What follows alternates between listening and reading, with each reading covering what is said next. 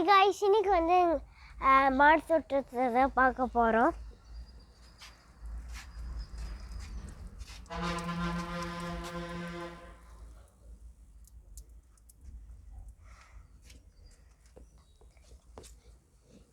நிறைய தக்காளி இருக்கு.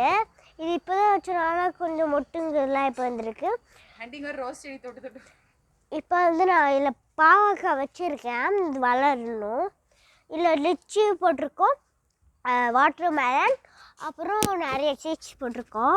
இது புதினா. இது வந்து எங்களோட இது வந்து நான் திரும்பி ஊற்றுற தண்ணி. இது எங்களுக்கு ஃபஸ்ட்டு எங்களோடது பொறிச்ச காய். இது வந்து நாங்கள் சகண்டு வச்ச காய். இது வந்து இது வந்து எங்களோட